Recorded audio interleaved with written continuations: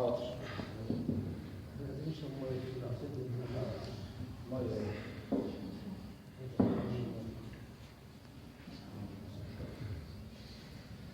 عليكم ورحمة الله وبركاته.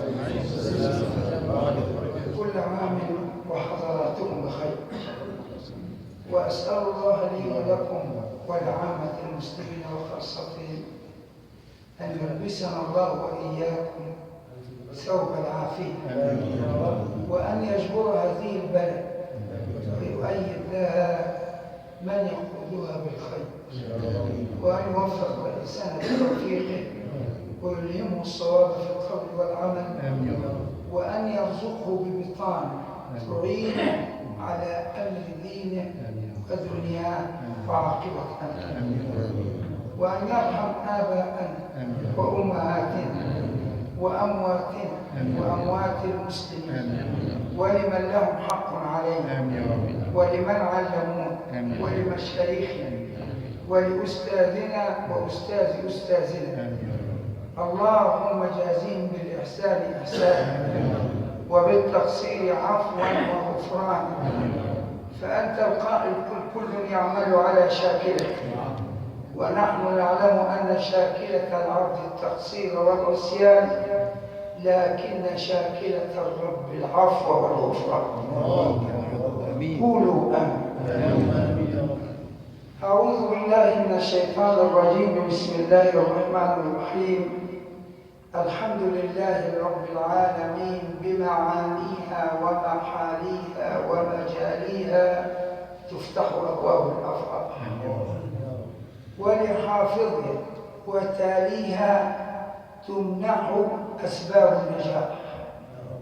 وأشهد أن لا إله إلا الله يتولى أصحاب الفلاح، ولا يترك أهل الذنوب أبدا، وإنما هو رب واحد لعبيد منتشرين كلهم مذنب، فهل للطائعين رب وللمذنب رب؟ الإجابة لا. ولذلك يقول بلسان حاله: بكاء التائبين أحب إلي من صراخ العابدين. بكاء التائبين أحب إلى الله من صراخ العابدين. العابد أصلا بيصرخ بس مطمئن وفي ظنه خلاص انجبر. التائب العاصي اللي قام بالمعصية، المعصية تلهب ظهره، قرباج نار نازل على ظهره، فبتلهب ظهر الطاعة، يتململ. ليه؟ يتململ تململ المريخ. يا ترى سل سأقبل، أو يا ترى سل سيحاسب، أو يا ترى سيسقيني، أو يا ترى يعفو عني. فهو متململ في جلسته، في صلاته، في قراءته، في علمه، تململ الضعيف المسكين. إنما الثاني نفخ بطنه فظنوا إنه يعني وما يعرفش إن ممكن دي تضيع دي، يعني ممكن تقلب المسألة، ممكن التائب العاصي لو تخش الرحمة ممكن هو يترد. لا إله إلا الله. ليه؟ كل ميسر لما خلق له. هو اللي خلق دي، الإزاي اللي يعمل حسن وطيب من عند من؟ الله. لله. طب واللي واقع في الهم هو نسب في سورة النساء قال فمن نفسه، لكن في الختام قال قل لهم يا محمد قل كل الأولاني والثاني من عند الله. لو كانوا يفقهوا الحديث يعرفوا من الفعال ومن الذي يذكر نفسه حتى ولو لم تذكره. ويحمد نفسه حتى ولو لم تحمدوه. مش مستنيه ولا مستنيني ولا مستني الطيب شيخ الازهر، مش مستني حد يحمده. حمد نفسه قبل ان يحمده حامد. حين بدأ الكتاب قريب كريم بدأوا بالمدح. بسم الله الرحمن الرحيم الحمد لله رب العالمين. تعرف ما قالش دي ما كناش عرفنا نمدحوه. مين اللي كان يألف الأليفة دي؟ مين اللي كان يألف لنا عايز تحمدني يقول الحمد لله رب العالمين؟ تأليف ربنا هو اللي ألف المسألة. وبلغنا من نشهد له بالرسالة، وسواء شهدنا هو رسول لم نشهد هو رسول، لأنه هو قال له يا محمد شهدوا ما شهدوش أنا أشهد لك يا جايب الآية 28 و29 في ختام الفتح يمين فوقها يقول هو الذي أرسل رسوله بالهدى ودين الحق ليظهره على الدين كله. ما قالش رسول مين؟ إذا جاءت رسول نكرة في القرآن يبقى الرسول هو المصطفى صلى الله عليه وسلم. إن قلنا المدينة من غير ما نقول العاشر من رمضان أو مصر أو القاهرة أو اسكندرية يبقى المدينة المنورة. إن قلنا البلد الحرام تبقى مكة. إن قلنا الكتاب يبقى القرآن. إنما عشان تميز الكتاب كتاب الحساب يبقى لازم تضيف لفظ الحساب عشان يتفهم الكتاب. فهو إذا قال رسوله أو رسول يبقى المصطفى صلى الله عليه وسلم، لأن كل الأنبياء ناداهم باسمهم كله. يا آدم خذ نعم اسكن أنت وزوجك الجنة. يا آدم أنا فاضل يقول يا آدم هو فاضل يا آدم اسكن أنت وزوجك الجنة. نبي ملك ابن ملك. شوف سليمان وابوه، سليمان وابوه. لما النبي بتاعنا صلى الله عليه وسلم يتكلم قال خير العباده وخير الصوم صوم اخي داود، يصوم يوم ويفطر يوم. لما جاي ينظر للمستقبل عمر النبي ما نظر تحت رجليه. احنا بتوع تحت رجليه هو ينفع؟ مش نافع. طب انت اللي هتنفع طول النهار معلقين على الموضوعات دي. مش نافع وينفع. هذه يا سيدي التعليق بتاعت مصر وجمهورية مصر. ويفضل يشد في الرؤساء شتيمه لما يحصل اوباما. يعني اوباما مستفيد منكم حسنات. انت تعرف ما تقعد أغوام مصيب. ما تقعد تشوف حالك. شغل لسانك في المد امدح يا سيدنا النبي سمونا عائشة صلى الله عليه وسلم. قلت له نعم يا سيدي، مش نعم يا ابو القاسم او نعم يا محمد او نعم يا زوجي. والله طب اتحداك هات الصحاح الست إن قالت عائشة يا زوجي ولا يا محمد هات الحديث. لما تقول يا سيدي صلى الله عليه وسلم هات بيت بقى الزوجة بتقول لجوزها يا سيدي والزوج بيقول لها يا سيدي. هياكلوا؟ ياكلوا 4 رغيف والثاني ياكل 40 رغيف. يقول ايش حلاوه على حكم الصاوي يا رجل اسمه على حكم الريس العيش الساوي ويومهم. انما لو الحب ملأ العقول وملأ القلوب واتصلوا بمن تحب لتحبوه لنعمه الرغيف يكفي 40. مش عارف يعملوا حبوب ولا يعملوا ازاي. يكفي 40. هو الله يسأل ابو الحسن قال لو رزقت 40 محب برغيف حلال لا طعمتهم به. سيدنا الحسن، سيدنا الإمام علي البصري، حسن البصري إمام علم الكلام.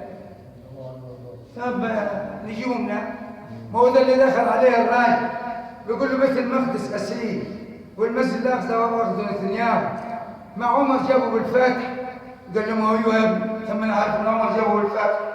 هذه هي الفاتحة، ولكن أين عمر؟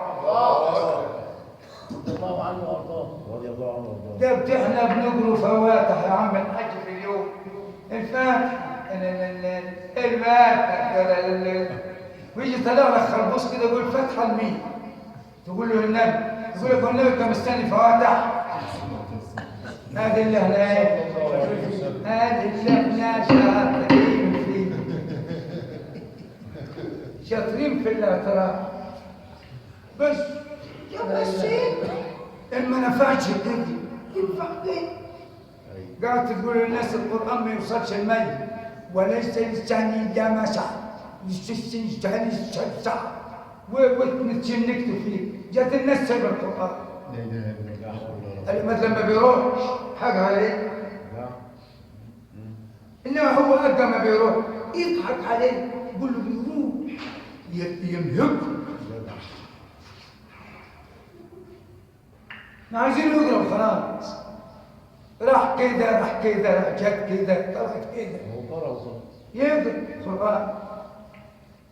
يوم القيامة ينادي من بطنان العرش: أين عمار؟ أين جيران؟ فالملائكة مستغربة، يقولوا جيرانك؟ شركة في جيران؟ قال شركة في جيران. جارك يا رب؟ قال جارك. أين جيراني؟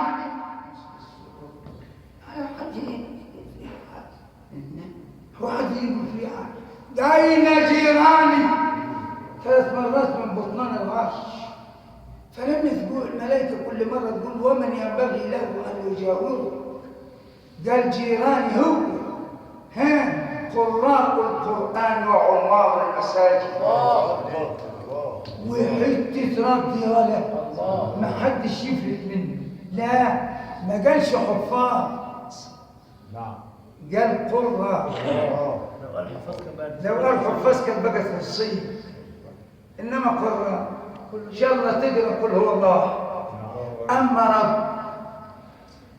رب حكم واحد سبحانه وتعالى ان شاء الله. ريح الكل.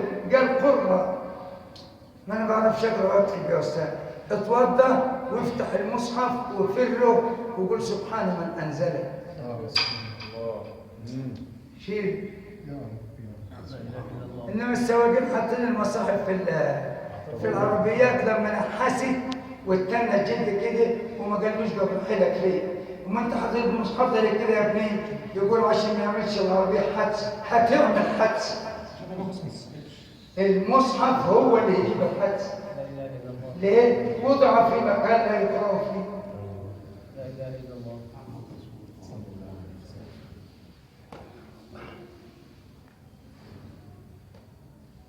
احنا في نعترض عند عيسى وإذا روح الله وكلمته. قال له يا عيسى قل نعم أنت قلت للناس اتخذوني وأمي إلهين.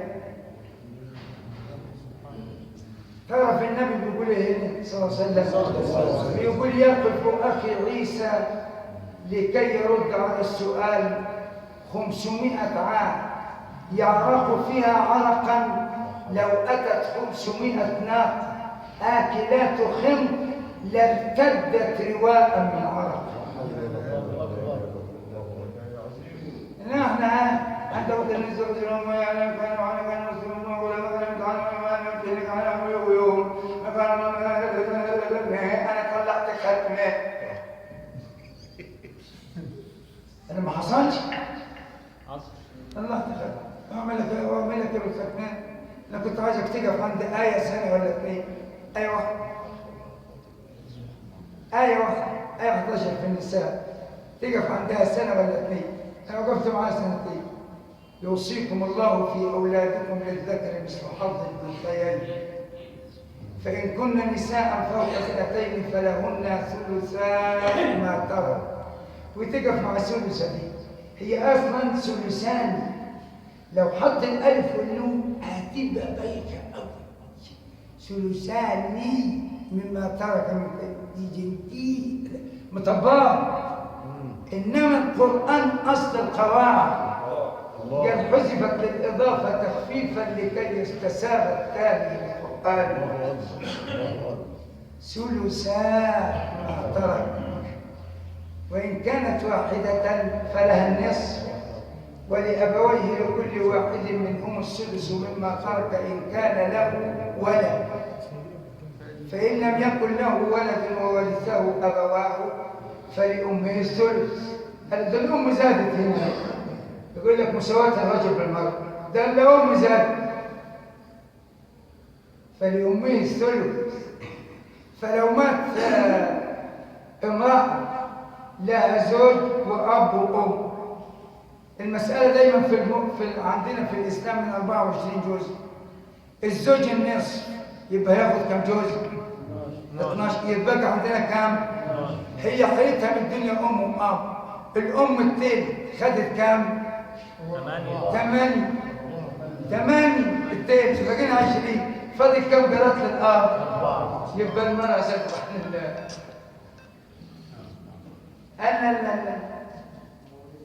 لا كأنك لسه هتساوي وما كانش يساوي. لأن حضرت شيخ أستاذي لي في الطريق، حضرته وهو بيموت، فهو بيمتد كده بيسلم الروح لبريد. كان ثالث يوم وهم بيقولوا يموت، فما امتد كده. فواحد اسمه محمد عارف قال لله رجال جمع دول، قال له وله رسالة. لا اله الا الله. قال له ليه صبر؟ الذاكرين الله كثيرا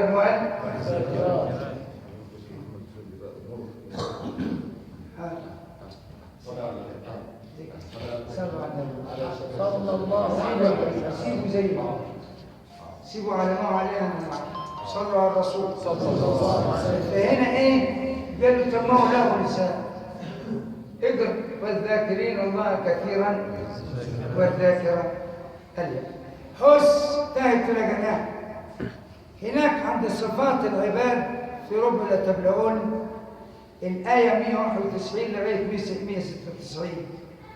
إن في خلق السماوات والأرض واختلاف الليل والنهار لآيات لمين؟ لأولي الألباب. مين أولي الألباب؟ أولي الألباب الألباب مفردها لب، ومنها لب البطيخ، لأن اللب داخل لحمة داخل جلد. فاللب بتاعنا اللي هو العقل، منطقة الإدراك، القلب عايز إيه يا رب؟ قال إن كنت يعني ما جتش ليا ليه؟ هات قلب اسمه. قال ما عنديش قلب ومش فايق. قال له طب اقف على باب الجامع واسمع. قال له طب مش عارف اسمع. قال له بص عليهم، بص على اللي لقيته في الجامع. إن في ذلك لأولي الألباب، إن في ذلك لذكر لمن كان له قلب. طب مش عارف في القلب ومش عارف يشتاق أو ألقى السمع، طب ما بيحبش يسمع ولا. قال له اقف اتفرج عليهم على الباب من بره. قال له ليه؟ قال له ما دام بصيت عليهم هامر الملائكة يكتبوا اسمك، هم القوم لا يشقى بهم جليسهم. يعمل لنا ايه تاني؟ هيعمل لنا ايه؟ لن ينفع الافيد ولا فيد ولا بيت، انما ينفع في الاعتراض ولد يفتح محاضره ويضم شفايفه كده، مش عارف ليه. لا ما تسيب نفسك تتكلم معاه. لا، قال ابن تيميه رضي الله عنه وشيخ الاسلام رحمه الله، طب انا عايز بقول رحمه الله، الله يرحمه، كان شيخ معتدل. انا بكتب منه عنه كتاب دلوقتي الامام المظلوم، لان اللي عاوز يظلم يليس في مين؟ في ابن تيميه. امام مظلوم الطع في ابن تيمية. ابن تيمية عنده كتاب في الدفتر رقم 36 متكلم فيه عن التصوف، عن الصوفية اللي انتم بتسموه. هو متكلم عن التصوف كلام لم يسبقه ولم يقله فيه متأخر أحد. كلام وجاب أصل التصوف، قال صافى فصوفي حتى صافى سمي الصوف. جاب لها منين دي؟ جابها من قول الله تعالى: عبدي إن ذكرتني ذكرته وإن نسيتني ذكرت. عبدي اذكرني في أي محلة شيء، في أي وقت شيء، في أي مكان شيء، في أي محلة شيء. ناديني وأناديك، ناديني وأناديك. شوف الحب يا ولد، ناديني نادي علي وأنا هنادي عليك. ناديني وأناديك، ناديني وأناديك. سلني وأعطيك، وصافيني أصافيك. فأخذ اسم الصوفي من صافى فصافى سمي الصوف. الله أكبر. لأن احنا طالعين المطلب بتاعك كده بنمسيه تغرن ينكر. هذا اللي فرحنا، هذا اللي فرحنا. وأن ليس للإنسان إلا ما سعى. فمن عاد لكن هات حشية الصاوي، شوفوا جايب ايه في الحشي. جاب قول النبي صلى الله عليه وسلم، قولوا صلى الله عليه وسلم. صلى الله عليه وسلم. يقول الرواح. اللهم صل عليه يا سيدي. ايه ده؟ ايه اللي حصل؟ ايه اللي جرى؟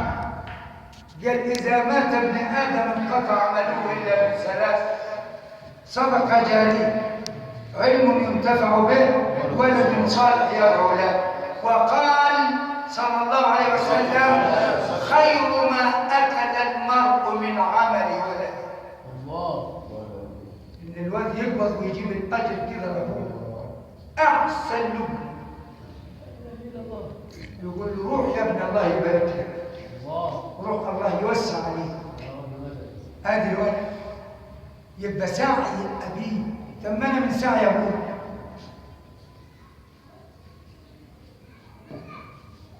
أنا من ساعي أبي ما أعرفش إلا القرآن. هروح أقول له سيدنا الإمام الشافعي بيسألوه ابن عم النبي، بيقولوا له: إيه رأيك في القرآن المتوفى؟ قال: رأيي اقرأوا عنده خواتيم البقرة، نفس النص كده، خواتيم البقرة، وإن قرئ القرآن كله كان أفضل. رأي الشافعي. جاء المتأخر يلا مش قال عليه، قال: هذا رأي لم أقف عليه. طب هو العلم حد لمه؟ هو حد لمه؟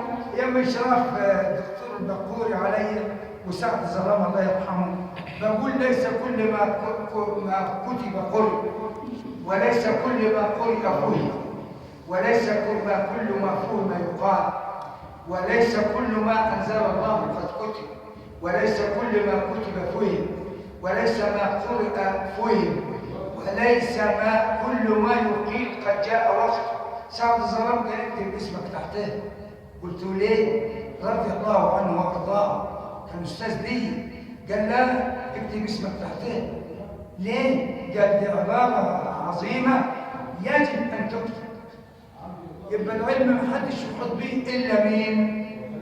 الله. الله بس ده اللي يحط بالعلم، هو ده. انما النبي ما حطش بالعلم، غابت عنه المغيبات الخمس: ان الله عنده علم الساعه، وينزل الغيث، ويعلم ما في الارحام، وما تدري نفس ماذا تكسب غدا، وما تدري نفس باي ارض تموت. ولو كان النبي يعرف كان يعرف ان قتل او نسي. ليه؟ حتى آية 144 في آل عمران على شمالك اهي، بيقول له: وما محمد إلا رسول قد خلت من قبله الرسل، اسمع، أفإن مات أو يبقى النبي مش عارف إنه يموت مقتول ولا يموت فلسطين، يبقى ما كانش يطلع الحرب. إنما هو الوحيد اللي كان يطلع بشجاعة وكان الإمام علي يقول إذا حمي الوطيس اتقلنا برسول الله.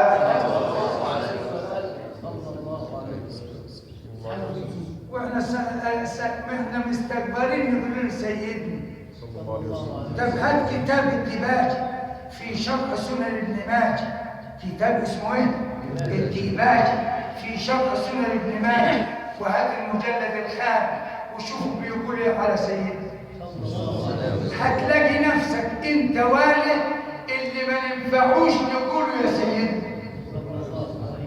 لان اللي عاوز يقول للنبي يا سيدنا يحضر رساله، والرساله مش اي عنوان بلغت القران بلغت موسى، لا لا لا، امال الرساله تحضر رساله ان انت من الابرار.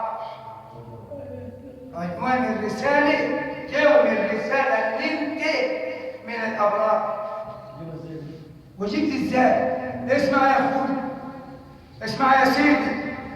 عن ثوبان قال ولا نعم ما قال سيدنا ثوبان. وعم جاب بن مليك، دي اسماء صحابه سمعتوا بيها؟ سمعت ابن جاب من جبل، انا اقول له انت جبت ايه؟ ها؟ من جاب انا ماله ذي صحابي يقول حدثنا ابي عن انس ان رسول الله يوم القيامه النار بترمي بشرر كالقص كانه جمالته صوف، فخدت 124 امه و316 عدد الامم. طب انت جبت عدد الامم منين؟ مش مكتوبه في اي كتاب. ما هو شوف عدد الانبياء والمرسلين، عدد الانبياء 124,000 نبي و316 مرسل، يبقى بكل قريه وكل امه لها نبي او رسول، وان من قريه الا خلا فيها. بس يبقى بحال تسرك الاستنباط. الواحد يقول يا عم هو الانبياء كده دي 25، هو انت جاي تقول لي ده انا اخذتها في ثانيه ثانوي زمان يا اما كان الازهر 5. حتم على ذي التكليف معرفه بانبياء على التفصيل قد علم، في تلك حجتنا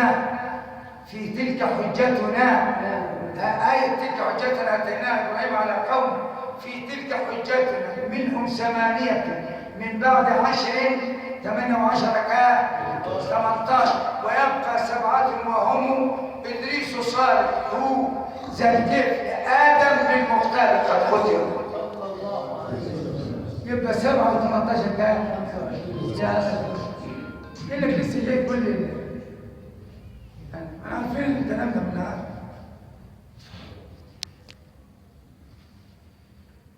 من نهار حافظين وأنا صغير كده. من نهار أنا مرة استشهدت هنا، كان حاجة رئيس حاضر أو مش حاضر، بإن أنا حافظ النشيد بتاع الزيارة بتاع أولى ابتدائي. أولى ابتدائي سنة 56 كان لنا أستاذ رحمه الله اسمه وسيم عود يلم في الشهر من كل طالب تعريف 5 مليمات. كان أمين الصندوق محمود ربيع السلوك. ال1000 آن رئيس الفاصل بالاختبار كده هو على السبوره بالشرط. فكان لو واحد مرض ناخد 3 ساعات من محمود السلوك نجيبه كل نص بالتجار نروح نودوه للمريض ده. طب 36 طالب تلميذ يقعدوا في ضرب الجلده زي ما يعرفوه، نلف حواليه كده. كان محفظنا نشيد، كان الدكتور القصر وزاره رحمه الله يقول لي مرجع النشيد ده فين؟ قلت له بس هنا هو هو اللي محفظ مش عارف ليه. ايوه كان بس هنا الله يرحمه. ايه ده؟ كنا نلف حوالين الولد زميلنا كده، احنا 3 زملاء حبايب على تخطيطنا ما حدش جاي، على تخطيطنا ما حدش جاي. صبحي واحمد وابراهيم يوم السبت بقينا 2، قلنا يا ترى صبحي راح فين؟ رحنا يوم الحد نزوره لقيناه رابط راسه وزوره، قلنا سلامتك قال خفيت، لما جيت نورت البيت بكره اجيبكم نبقوا 3 زملاء حبايب على تختتنا ما حدش من 56. هات خليج الترم اللي فات ده اهو تسالوه في سؤال لا دوشه ما امتحناها ولا تاني يا سيدي. ادي يا سيدي من 56. لا اله الا الله. ولا تاني ولا نعم ولا تاني. عشان رجع الزرار. قول له رجع الزرار. صلى الله عليه وسلم. صلى الله عليه وسلم. شوف القضيه المرجع مين ده دكتور ما فيهاش مرجع وبشير اهو رحمه الله زمان بيزكيك الاخوه بيقول لك اشرب الاخوه ايوه. بيزكيها لك في معاني. احنا 3 زملاء حبايب على تختتنا عشان خاطر القران على تختتنا ما حدش غايب. صبحي واحمد وابراهيم. يوم السبت بقينا 2 قلنا يا ترى صبحي راح فين؟ رحنا يوم الاحد نزوره لقيناه رابط راسه وصوت. قلنا سلام قال خفيت. لما جيت نورت البيت بكره اجيبكم نبقوا 3 زملاء حبايب على تختتنا ما حدش غايب. المحبه في المحبه في الكوبايه بيزجهان لما احنا بنسبل العداوه لبعض الناس. سلم يا رب. سلم يا رب. فشهدنا للرسول هو رسول لكن سيفه طبعا ما شهدناش هو شهد. قال له ارسل رسوله بالهدى ودين الحق ليظهره على الدين كله وكفى بالله شهيدا. لمين؟ محمد رسول الله. واحد بيسأل انت بتشهد لا يا رب؟ قال محمد رسول الله. صلى الله عليه وسلم. اللهم صل عليه. شوف والذين معه. انت ما تقول والذين امنوا قال اذا كانوا معاه اوصفهم بالايمان لا. ما انتوا شيء ما هو معاه. يقول امنوا برضه. ده بالقيس عرفت. بالقيس في الايه 33 في النمل عرفت. قالت واسلمت مع سليمان لله رب العالمين. نعم. يا بنت الايه يلا وعدك ايدك يا داود